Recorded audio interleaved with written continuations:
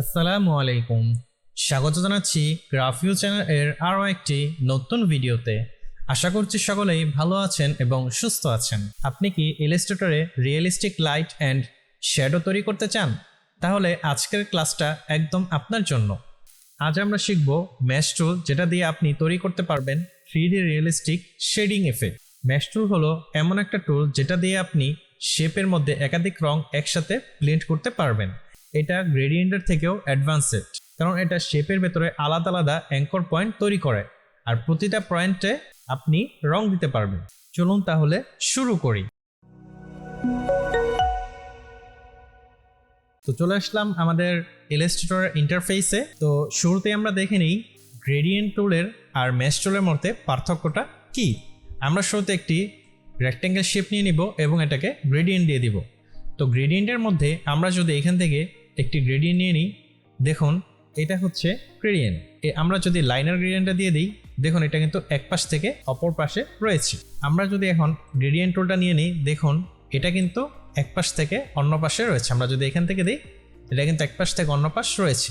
তো আমরা যদি এখান থেকে এইটা দিই, দেখুন এটা কিন্তু মিডলে তার রংটা রয়েছে। তো আমরা চাইলে এখানে একটা রং এবং এখানে একটা রং কিন্তু আমরা দিতে পারি না। আমরা যদি এখানে সোয়াশ থেকে এই কালারটা এখানে দেই, দেখুন এটা কিন্তু এখানে ছড়িয়ে যাচ্ছে, কিন্তু এখানে কিন্তু হচ্ছে না। আমাদের দরকার হচ্ছে এই কালারটা এখানে থাকবে।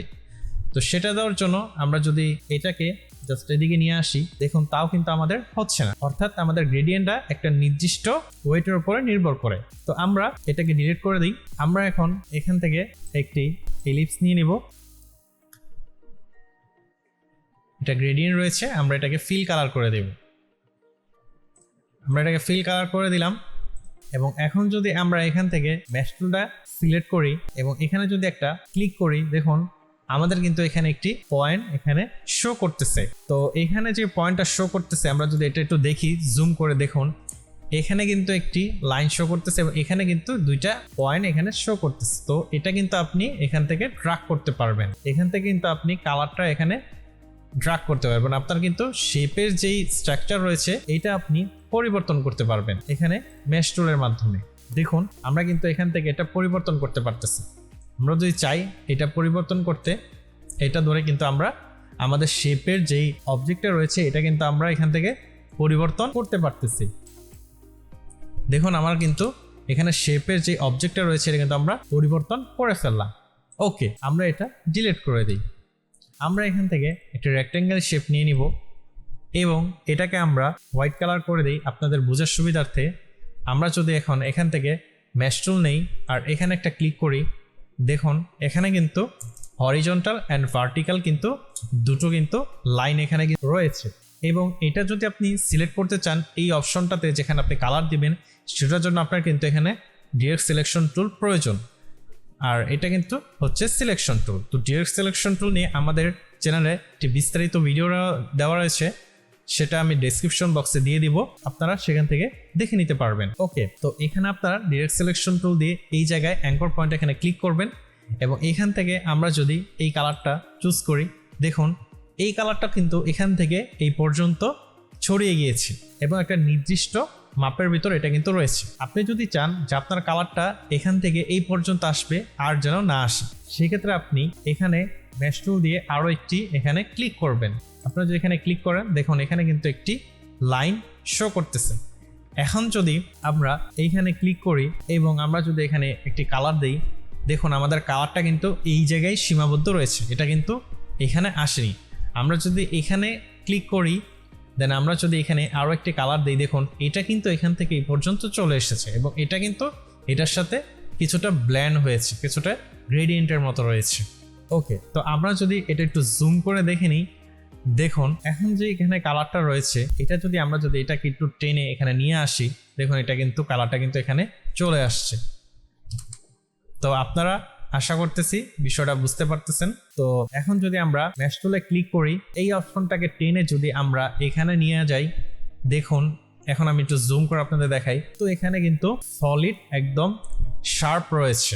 তো এটা কি জন্য রয়েছে, দেখুন এটার যেই অ্যাঙ্কর পয়েন্টটা রয়েছে এটা এই পাশে চলে গিয়েছে এবং এইটারটা এই পাশে চলে গিয়েছে। তো এইটা যেন না হয় এটার জন্য একটি সলিউশন রয়েছে, এটা হচ্ছে আমি আবার আগের জায়গায় ফিরে যাই। এটাকে যখন আমি এখানে নিয়ে আসবো, এটাকে ধরে যখন আমি এখানে আনতে যাব, আমি এখান থেকে ম্যাশ টুলটা সিলেক্ট করে নিই। দেন এটাকে ধরে যখন আমি এখানে নিয়ে আসতে যাব, আমি এখানে শিফট প্রেস করব। আমি যদি শিফট প্রেস করে এখানে নিয়ে আসি, দেখুন এটা কিন্তু এই অ্যাঙ্কর পয়েন্ট থেকে কিন্তু এটা কিন্তু বিচ্ছিন্ন রয়েছে, অর্থাৎ এই জায়গার কালারটা কিন্তু সলিড কালার থাকেনি, অর্থাৎ এটা কিন্তু শার্প হয়নি। তো আশা করতেছি আপনাদেরকে ম্যাশ টুলের এই বিষয়টা বোঝাতে পেরেছি। এখানে আমরা কিছু গুরুত্বপূর্ণ বিষয় দেখে নিলাম। তো আমরা সামনে অবজেক্ট বানাবো এবং কিছু প্রো টিপস এন্ড ট্রিক্স আপনাদের সাথে শেয়ার করব। ওকে, তো আমরা এটা ডিলিট করে দিই। এখানে আমরা একটি ইলিপস নিয়ে নিব এবং ইলিপসটা যেহেতু এক কালার রয়েছে, আমরা এটাকে হোয়াইট কালার দিয়ে দেব। হোয়াইট কালার দেওয়ার পর আমরা এখান থেকে ম্যাশ টুলে ক্লিক করব এবং এই জায়গায় একটি কালার দেব এবং এখানে একটি অবজেক্ট নিব এবং এখানে নিব, এখানে নিব। ওকে, তো আমরা এখান থেকে ডিরেক্ট সিলেকশন টুলে ক্লিক করে আমরা এখানে ক্লিক করব। আমরা এটাকে ক্লিক করতে পারি, এটাকে ক্লিক করে আমরা এটা ক্লিক করব।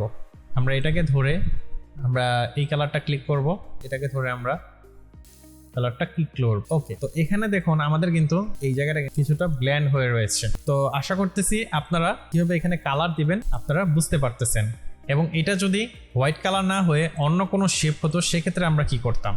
সেক্ষেত্রে আমরা যদি আরও একটা শেপ নিয়ে নিই এখান থেকে এবং এটা যদি আমরা ম্যাশ টুল ক্লিক করি, এখানে যদি আমরা ম্যাশ টুল দিয়ে দিই এবং এই জায়গায় যদি আমরা এখন এই কালারটা দিতে চাই, দেখুন এখানে কিন্তু এই কালারটা এখানে রয়েছে, এই কালারটা দিতে চাই, এটা কিন্তু এখানে হয়ে গেছে। অর্থাৎ আপনি একটা জায়গায় যতগুলো কালার দিতে চান আপনি এখানে ততগুলো কালার এখানে দিতে পারবেন। এবং আমরা ভিডিও শেষে একটি ট্রিক্স আপনাদেরকে শিখিয়ে দিব, যেন আপনারা পুরো একটি অবজেক্ট বা একটি পিকচারের সম্পূর্ণ কালার একটি অবজেক্টে আপনারা নিয়ে আসতে পারবেন। সেটা কিভাবে আনবেন সেটা আমরা ভিডিও শেষে দেখিয়ে দেব। ওকে, তো এখন আমরা শিখবো হচ্ছে আমরা এখানে একটি ইলিপস নিয়ে নিব, এটাকে স্ট্রোক করে দিলাম এবং এটাকে কপি করে আমরা এখানে নিয়ে আসবো। এখানে নিয়ে এসে আমরা এটাকে শেপ বিল্ডার টুল দিয়ে এটাকে সিলেক্ট করে নেব। দেন ডাইরেক্ট সিলেকশন টুল দিয়ে আমরা এটাকে ধরবো, ধরে আমরা এটাকে জাস্ট এখানে ধরে আমরা নিয়ে আসব এবং এটাকে আমরা এখন ফিল কালারে দিয়ে দিব এবং এটার কালারটা আমরা এখন এখান থেকে রেড কালার দিয়ে দিলাম।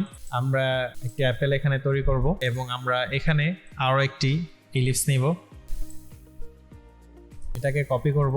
তো এটাকে ধরে এখন আমি শেপ বিল্ডার থেকে জাস্ট দুটো ডিলিট করে দেব এবং এটাকে ধরে আমরা রোটেট করে নিব, করে এটাকে আমরা কিছুটা ছোট করে দেব।